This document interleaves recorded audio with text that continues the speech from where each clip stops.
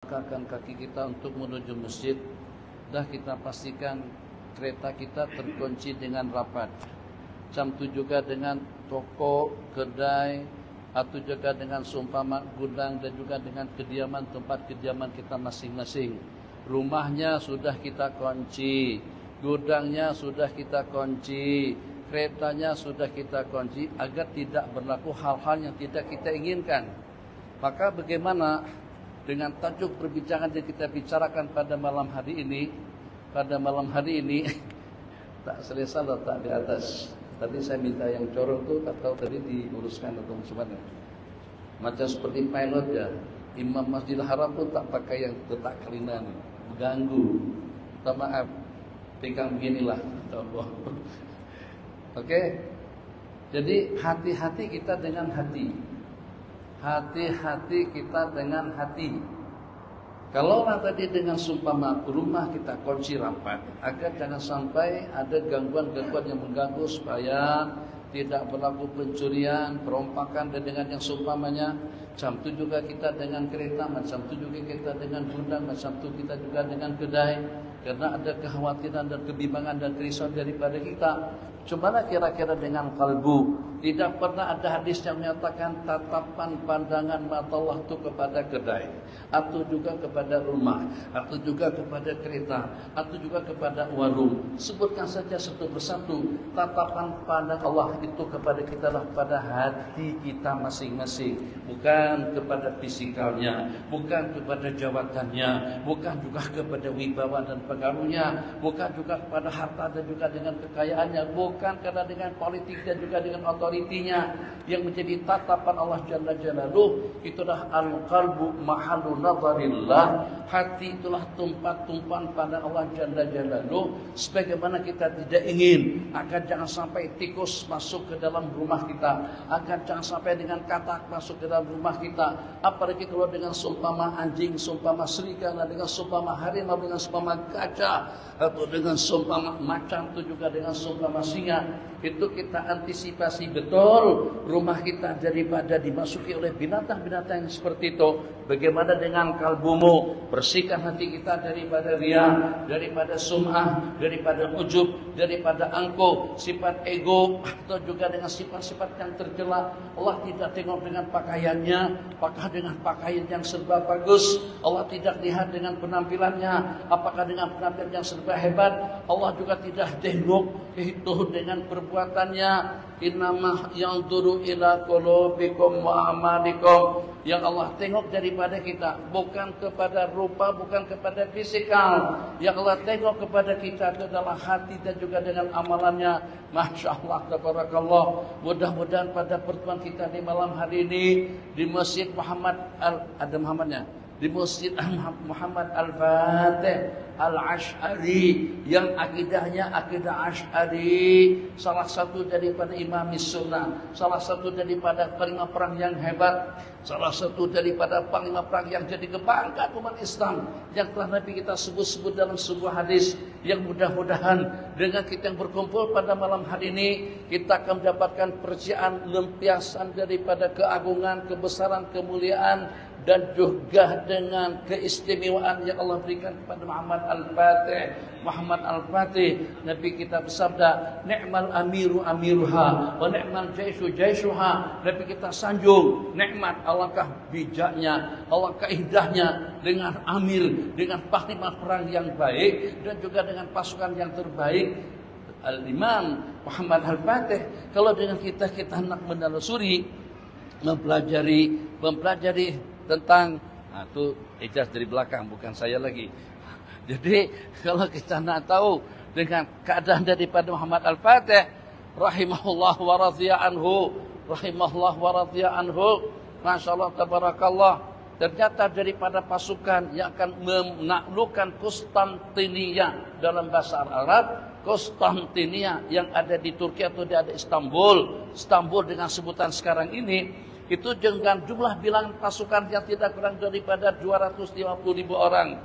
250.000 orang, kalau kita banyak-banyakkan pun dengan kita pada malam hari ini, katakan saja kita ada dalam 400 atau dalam 600-an muslimin dan muslimat. 250.000 tentara, di mana dengan beberapa pertanyaan yang ditanyakan oleh Muhammad Al-Fatih rahimahullahu ta'ala kepada pasukannya, siapa di antara daripada kalian yang jumlahnya tidak kurang daripada 250.000 orang yang siap untuk menjadi imam, yang siap untuk menjadi penjamin, yang siap untuk menjadi qaid. Nabi kita bersabda dalam sebuah hadis, al-imamu dhamin. Imam itu bertanggung jawab dengan kesempurnaan, kelengkapan, keindahan, kecantikan, khasyat tadallul inkisar, dengan sembahyang makmum-makmum di belakang. Dipersilakan untuk bangkit, dipersilakan untuk berdiri, yang berkesanggupan, yang berkebelan untuk menjadi imam. Tidak ada seorang pun yang terkecuali, semuanya daripada 250.000 orang tentara, prajurit Muhammad Al-Fatih, semuanya tegak berdiri. Artinya kami siap untuk menjadi imam kepada makmum, siap untuk menjadi imam kepada semuanya. Pertanyaan yang kedua, siapa di antara daripada kalian sejak daripada akhir balik sampai pada detik dia sekarang tidak pernah meninggalkan salat berjamaah pun juga tidak ada seorang yang terkecuali, semuanya bangkit sejak daripada usia 14 tahun, usia 15 tahun sampai pada masa usia mereka masing-masing. Pada seketika itu tidak pernah ada satupun daripada mereka yang meninggalkan salat berjamaah. Pertanyaan yang terakhir, siapa di antara daripada kalian sejak daripada akhir balik sampai detik usia dia sekarang yang tidak pernah meninggalkan salat tahajud? Hanya dalam beberapa orang saja yang tidak bangkit. Ini diantara daripada faktor asasi, itu asbab musabab, agar bagaimana dengan kita mendapatkan kejayaan, agar bagaimana dengan kita mendapatkan kemenangan, agar bagaimana kita menjadi manusia yang beruntung. Sa'idun fid dunya wa sa'idun fil akhirah. Beruntung di dunia dan juga beruntung di akhirat. Itu tidak akan mungkin tertata pergerakan daripada tangannya, apa yang patut untuk kita sentuh, apa yang sepatutnya untuk kita pegang, apa yang sepatutnya untuk kita angkat, apa yang sepatutnya untuk kita terima, apa yang sepatutnya untuk kita serahkan, kecuali kalau dengan kalbu, dengan hati yang bersih. Tentu juga dengan kedua mata. Tidak akan mungkin dengan pandangan sinis kita kepada seseorang. Dia hina, mungkin. Dia miskin, iya. Dia rendah, betul. Pakaiannya lesuh, tapi tetap bukan hanya dengan kita memandang sinis dengan hati, dengan tatapan pandangan mata melihat pun juga tidak boleh. Terjaga matanya daripada haram, terjaga matanya daripada syubhat, terjaga mulutnya daripada perkara mungkar. Dia tidak merepek, dia tidak berdusta, dia tidak menipu, dia tidak curang, dia tidak khianat. Kenapa? Sebab dengan kalbu yang bersih, hati-hati dengan hati. Kalau memang betul-betul hatinya bersih, yaitu merupakan tatapan dan pandangan Allah Jalla Jalaluh, gerak anggota tubuh rentak daripada semua bagian, daripada ujung rambut sampai ke ujung kuku, tidak akan mungkin mengecewakan, tidak akan mungkin menyedihkan, tidak akan mungkin merugikan, tidak akan mungkin membuat orang jadi terasa, membuat orang jadi tidak hati. Kenapa? Sebab gerak daripada anggota tubuh, baik itu dengan percakapan mulut pada masa bercakap, atau juga dengan pandangan mata di waktu dia melihat, atau juga dengan pendengaran kuping telinga pada waktu dia mendengar, gerak daripada tangannya, gerak daripada kedua kakinya pada waktu kita melangkah. Apakah kira-kira kaki akan terlangkahkan ke Bukit Jalil baru-baru ini, Bukit Jalil, untuk meraihkan salah seorang penyanyi daripada India, atau juga dengan Kopli, atau juga dengan sebut sendirilah namanya. Masya Allah, tabarakallah. Dulu ada K-pop, ada X10 atau dan sebagainya. Mungkin dengan kaki akan melangkah ke sana. Kita tidak mengatakan secara mutlak hukumnya haram, tapi tiap kita melangkah, kemana kita melangkah, yang kita ucapkan, yang kita sebut, yang kita tengok, yang kita lakukan akan dipertanggungjawabkan Allah kepada kita nanti pada hari kiamat. Lan tazula qadama abdin, tidak akan melangkah kedua belah kaki seorang hamba hatta yus'ala an arba, melainkan selepas dipertanggungjawabkan dan disoal siasat tentang 4 perkara.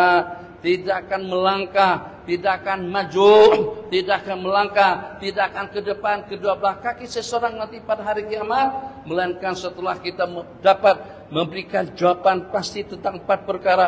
an umrihi, tentang umurnya kemana kita habiskan.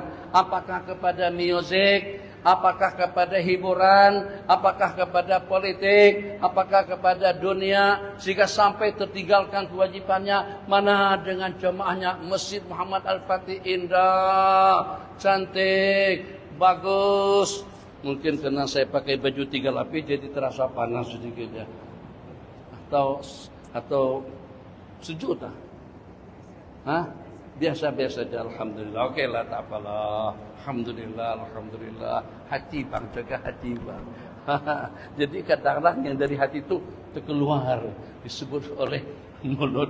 Masya-Allah taala. Cantik sungguh. Jangan sampai masjid yang menelan biaya dalam berapa jutaan ini, mungkin belasan juta, 20 juta, mungkin barangkali lebih daripada itu. Ternyata masya-Allah tabarakallah, Ramadan, salatul qiyam ya sahabakumullah. Istaqimu atadilu, Allahu Akbar. Sampai kepada 10 malam terakhir. Malam pertama penuh. Sampai ke halaman, sampai ke dataran. Malam berikutnya luar biasa. Sampai kita tidak dapat tempat pakai. Sejuknya, Allahu Akbar. Kenapa susah hati sangat? Inilah gara-gara kena mulut. Itulah gara-gara kena mulut. Sejuknya. Karena saya yang salah, kenapa pakai jubah? Sorban ketiga dalam kereta. Nah, ceritanya macam ni. Situ ada sorban itu. Jagalah hati. Toh Syekh Muhammad Nuruddin pakai sorban. Mana sorbannya? Allah tak tengok sorban, Allah tengok hati. Jadi lepaskan sorban dulu. Allah tengok hati. Cuma hati kita bersih tak bersih, suci tak suci. Masya-Allah tabarakallah. Salatul qiyam, Allahu Akbar. Bismillahirrahmanirrahim. Alhamdulillahi rabbil alamin. Masya-Allah tabarakallah. Tapi menjelang 10 hari terakhir dari bulan Ramadan, yang sepatutnya mesti tambah penuh, justru ternyata dengan keadaannya semakin maju. Masalah kemajuan dengan perekonomiannya, kemajuan dengan perniagaannya, kemajuan juga dengan perdagangannya, kemajuan juga maju dengan sop-sopnya. Semakin maju sopnya ke depan, semakin maju sopnya ke depan. Tinggal sop saja lagi. Oh kasihan. Inna lillahi wa inna ilaihi raji'un. Kemana kaki pada malam 10 terakhir daripada bulan Ramadan? Kemana kaki kita langkahkan pada saat ketika itu? Kita ingin kiblah kaki kita. Kalau tidak kepada ibadah, paling tidak kepada yang mubah, paling tidak kepada perkara yang diizinkan. Bukan haram dengan hiburan yang dibolehkan. Ada dengan jenis-jenis hiburan yang diperbolehkan. Akan tetapi segala-galanya akan dipertanggungjawabkan Allah kepada kita nanti pada hari kiamat. An umrihi, tentang usianya kemana kita gunakan. Apakah hanya semata-mata dengan kita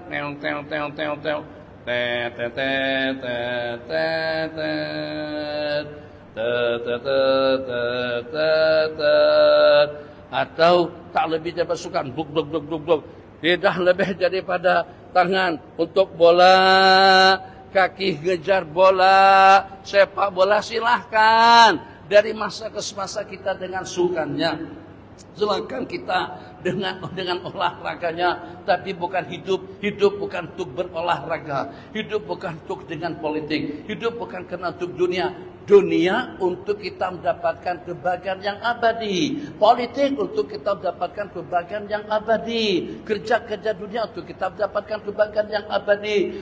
Dengan kita mendapatkan kenikmatan yang tidak mempunyai kesudahan, kenikmatan yang abadi itu nanti pada hari pembalasan. Yang kedua, wa an syababihi bima afna, an syababihi an umri bima abla, wa an syababihi bima afna. Dan juga kemana masa remaja kita habiskan.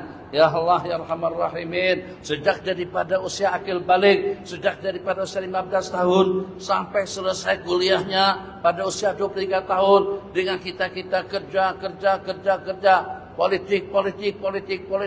Lompat politik hijau biru, kemudian dengan barisan, daripada barisan kepada pakatan, daripada pakatan tak apa lagi, sibuk. Panjang hari kita, sampai di masjid pun buka Google, buka Facebook, grup WhatsApp, Pakatan Nasional, Barisan Nasional, Pakatan Harapan. Allah, kata malaikat, mana untuk akhiratmu, mana untuk masa depanmu, mana untuk masa depan yang selama-lamanya. Kenapa kalian tidak berpikir agar dengan kita mampu untuk mempersiapkan agar kubur kita nanti pada waktu kita dikuburkan menjadi raudhatun min riyadil jinan, akan menjadi kebun daripada kebun-kebunan surga. Jangan menaruh harapan dengan mak dan ayah. Jangan sampai kita menaruh harapan kepada anak dan cucu. Jangan kita menaruh harapan dengan orang ramai. Semampu apapun, sebanyak apapun kita meminta, tetap saja masing-masing pun juga sibuk dengan urusannya. Kalau dengan kita tidak mempersiapkan diri, kalau dengan kita tidak bergerak dan juga tidak berkorban, yang pertama, agar dengan kita dapat meraih husnul khatimah dengan penghujung dengan kalimat La ilaha illallah. COVID-19 yang paling kita takutin dahulu ramai, banyak. Sebelum sampai ke tol Senawang sebelah kiri, kuburan yang sebelah kiri itu semuanya mangsa COVID-19, dan yang di-COVID-kan dan yang dipositifkan juga dikuburkan di situ. Ada yang kena COVID, ada yang di-COVID-kan. Ya, cerita itu sudah berlalu, alhamdulillah. Alhamdulillah, luar biasa. Masya Allah, tabarakallah. Yang sehingga dengan kita pada saat ketika itu, kalbu kita sudah tidak kita aktifkan. Keyakinan kita sudah tidak yakin. Keimanan kita sudah tidak beriman. Hilang keyakinan kita. Sehingga dengan kita tidak percaya. Hanya satu saja keyakinan kita yang boleh kita katakan keyakinan mutlak. Pernyataan daripada KDN atau pernyataan daripada KKM. Hilang keyakinan kita dengan Allah, hilang keyakinan kita dengan bacaan-bacaan yang patut untuk dibaca, amalan-amalan yang patut kita amalkan. Tapi kita bersabda, barang siapa membaca 10 ayat yang pertama daripada surah Al-Kahfi atau 10 ayat yang terakhir daripada surah Kahfi, akan terselamat daripada fitnatil masihid dajjal, akan terselamat daripada huru-hara fitnah ad-dajjal. Jadi dengan Dajjal yang kuat imannya pun goncang, apalagi dengan imannya lemah, imannya yang Masya Allah, tabarakallah, masih ada celah-celah dengan kebimbangan dan keraguan. Ternyata Dajjal yang begitu dahsyat, Dajjal yang mampu untuk menerakakan manusia, mengkafirkan manusia, memurtadkan manusia, terelak dengan 10 ayat yang terakhir atau 10 ayat yang pertama daripada surah Kahfi. Bagaimana kira-kira dengan COVID-19? Dahsyat-dahsyatnya COVID-19 tidak mampu untuk mencabut, tidak mampu untuk merampas iman dan yakin daripada kalbu seseorang. Apakah gara-gara kau kena dengan COVID-19 akhirnya manusia jadi murtad, tidak dapat mengucap mati dengan sulh khatimah? Itu tidak ada. Berarti yang patut kita yakini apa saja? Kalau dengan baca 10 ayat tadi itu mampu untuk menjadi penyelamat kita daripada Dajjal, akan lebih power lagi, akan lebih mampu lagi untuk menyelamatkan kita daripada jangkitan COVID-19. Tapi pada saat ketika itu kita sudah hilang keyakinan. Keyakinan letaknya di dalam kalbu. Hati-hati kalian dengan hati. Keyakinannya di dalam hati. Keimanannya di dalam hati. Dengan khasyahnya di dalam hati, rasa takutnya dengan hati, tawadhuhnya dengan hati, sifat angkuhnya dengan hati, sifat sombongnya dengan hati. Kalau tadi dah kita kunci kereta kita, rumah kita, serapat-rapatnya supaya tidak berlaku serangan, supaya tidak ada gangguan yang mengganggu. Kunci juga hati kita, serapat-rapatnya, jangan sampai betapa setan-setan dan juga dengan binatang-binatang buat di dalam hati. Al-Imam Al-Ghazali rahimahullah ta'ala memperumpamakan yang namanya ego, yang namanya angkuh, yang namanya sombong, yang namanya hasud, yang namanya iri dengki, itu sama dengan binatang-binatang buas. Takkan dengan kita biarkan saja mereka menyerang kita, menjelajahi kita, menjajah kita, waliyadzubillah, sehingga dengan gerak daripada anggota tubuh kita jadi tidak terkawal, jadi tidak terjaga dengan baik. Kenapa berbohong? Kenapa menipu? Kenapa samsing? Kenapa zalim? Kenapa riya? Kenapa ujub? Kenapa sum'ah? Kenapa mempunyai sifat hasud dengki yang bagikan aji, cantik, tampan? Allah. Yang bagikan hidungnya mancung? Allah. Yang bagikan kulitnya putih? Allah. Yang bagikan dia cerdas dan pandai?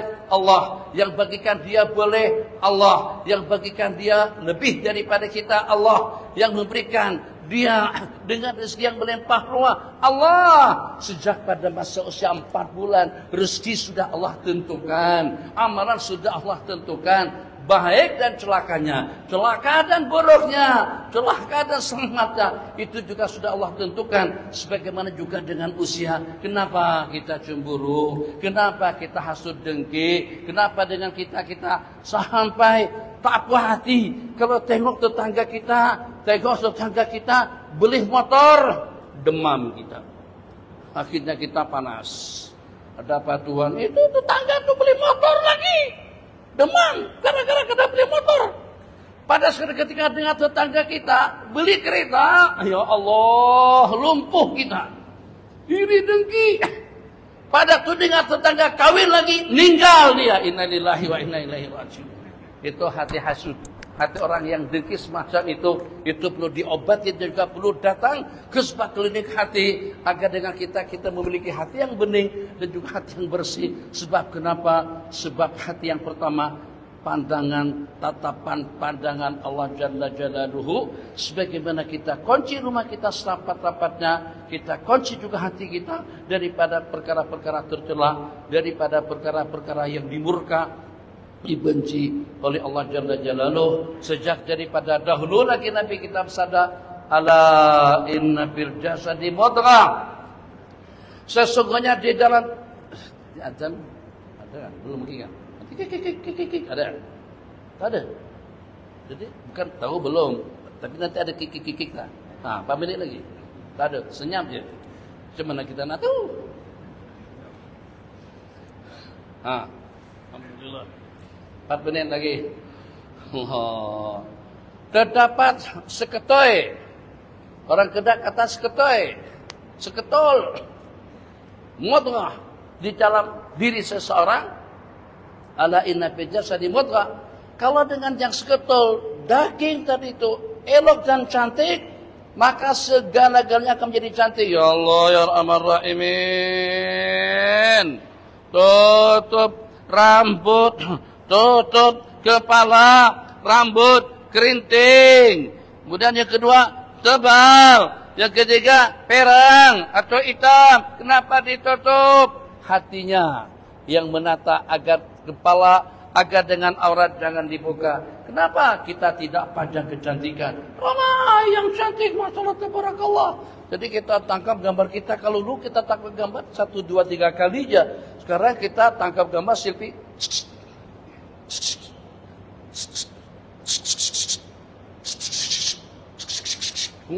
Pilih yang paling cantik, masuk dalam Facebook. Tuh, dada kelihatan, rambut kelihatan. Ya Allah, kenapa? Hati. Sehingga dengan kita yang sepatutnya kita bersyukur pada saat Allah berikan kecantikan, kejeritan kepada kita, justru dengan kita kufur dengan nikmat yang Allah anugerahkan. Masya Allah, tabarakallah. Yang ketiga, pertama Allah akan bertanggungjawabkan kepada kita tentang usia kita, kemana kita habiskan, tentang masa remaja kita, kemana kita gunakan. Yang ketiga, wa an malihi, dan juga tentang duitnya, min ainak tasabahu wa bima ampakahu, dan juga dengan duit dari mana kita dapatkan dan kemana kita gunakan. Ya Allah ya Arhamar Rahimin, ya Hayyu ya Qayyum, ya Dzal Jalali wal Ikram. Dapat duit daripada mana? Murah. Manis. 3 seringgit. Manis. Dijamin manis. Limau manis, limau daripada Bali, manis. Oh, Masya Allah, tabarakallah. Dari mana dapat duit? Akhirnya kita dengan manis-manis tadi itu dipuji, disanjung dengan kita diucapkan Allahumma shalli Masya Allah, tabarakallah, Allahu Akbar, lawaknya, cantiknya, Allahu Akbar. Tertarik orang ramai untuk beli. Kau beli dengan salawat, kau jual dengan sanjungan, kau jual dengan tasbih. Seburah itukah tasbih, seburah itukah salawat untuk kita melariskan barang dagangan kita. Tidak luput daripada syubhat. Na'udzubillah kalau sampai dengan kita berdusta-dusta. Manis dijamin manis. Dijamin manis, dijamin tidak lontor. Ditanggung tidak lontor. Adakah bahasa ditanggung tidak lontor? Basuh ke rumah, lontor semuanya. Kan kata saya ditanggung, maksudnya diangkat. Nah, bukan dibasuh. Na'udzubillah, memang ada jawaban, tapi tetap itu ada unsur penipuan. Begitu dikupas 3 kilo atau 5 kilo buah limau, sampai ke rumah dikupas, coba masam, belah lagi yang satu, masam, belah lagi yang satu, masam. Akhirnya coba lagi, pilih, belah, masam. Semuanya yang 3 kilo tadi itu masam. Astagfirullahaladzim. Penipu itu. Itu orang jual limau katanya manis. Taunya semuanya masam. Marah sungguh dia. Diceritani di Madura. Maka datang dia sama penjual daripada Madura tadi. Hang, penipu. Kau ini haram cedekop. Dia sumpahi. Masya Allah, tabarakallah. Kau kata tadi itu manis. Semuanya manis. Ci, sabar. Jangan marah-marah dulu. Ci hanya tertipu dalam 3 kilo. Aku tertipu 3 karung. Semuanya masam. Apakah kira-kira dengan alasan semacam itu berarti boleh? Enggak, tetap hukumnya haram. Tetap saja kita menipu. Nipu 3 karung dengan nipu 3 kilo tidak ada perbedaannya. Kenapa? Itu kalbu. Makanya dengan kita mendapat azan kan? Sadah. Allah, azan dulu. Oh. Pilot bang. 787 minta izin untuk mendarat.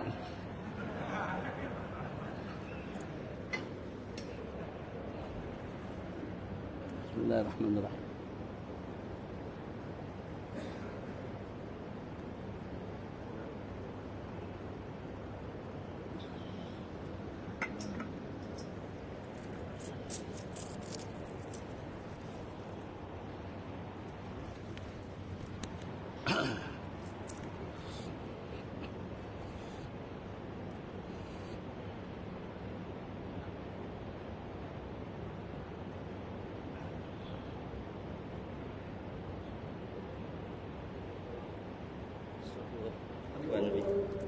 JK minta sentuh ni sikit.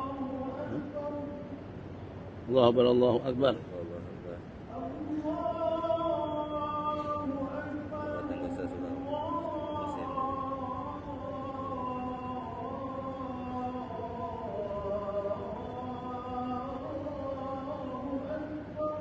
Allahu Akbar.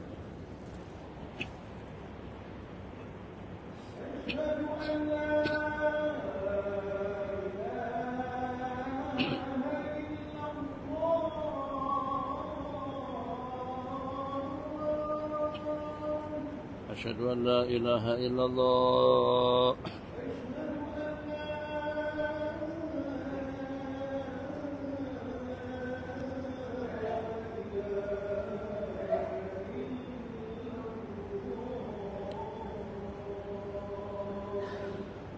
أشهد أن لا إله إلا الله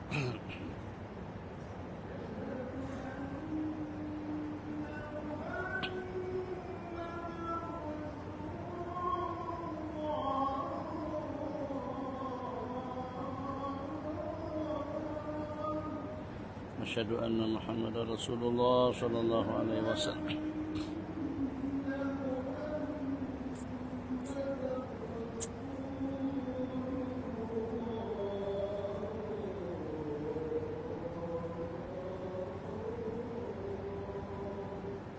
أشهد أن محمدا رسول الله صلى الله عليه وسلم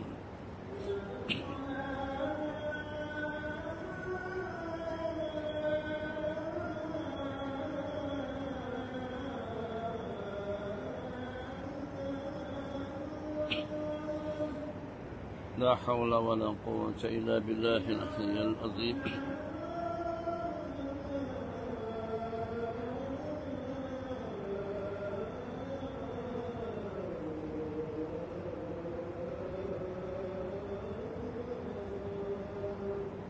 لا حول ولا قوة إلا بالله العلي العظيم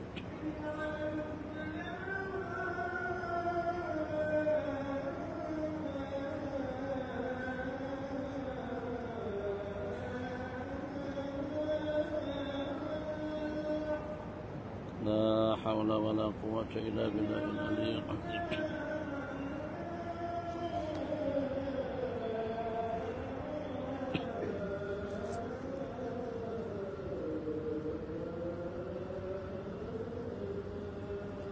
لا حول ولا قوة إلا بالله العلي العظيم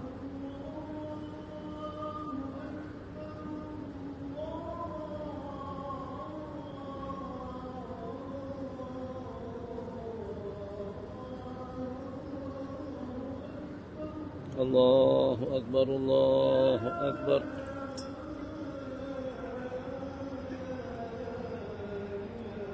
الله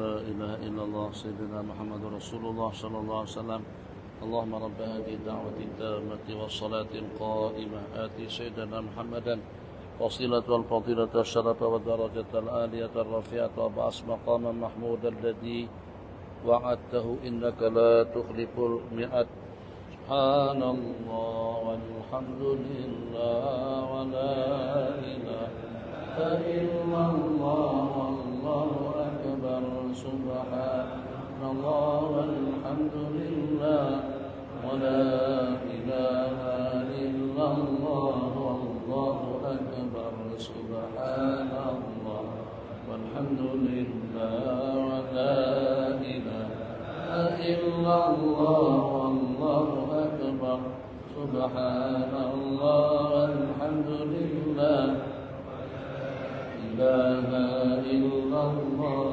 والله أكبر سبحان الله والحمد لله ولا إله إلا الله الله أكبر سبحان الله والحمد لله ولا إله إلا الله والله أكبر بسم الله الرحمن الرحيم الحمد لله صلى الله وسلم على سيدنا محمد بن عبد الله ربنا افتح بيننا وبين قومنا بالحق وأنت خير الفاتحين. Dengan seumpama usia, pertanggungjawaban itu hanya satu, kemana usia kau habiskan. Dengan seumpama masa remaja, pertanggungjawabannya pun juga cuma hanya satu, kemana masa remaja kau gunakan. Dengan seumpama ilmu, pertanyaannya pun juga hanya satu, apa saja yang kau laksanakan. Kita ada ilmu, kita mengaji, untuk guru kita bagi panduan, bagi bimbingan, bagi nasihat. Seperti apa penerimaan kita dan amalan kita dengan ilmu yang disampaikan. Bamada amil tadi ma'alim, apa yang kau amalkan terhadap ilmu pengetahuanmu. Tapi tentang harta ada dua pertanyaan. Min aina tasabahu wa bima anfaqahu, daripada mana Anda dapat dan kemana kita gunakan.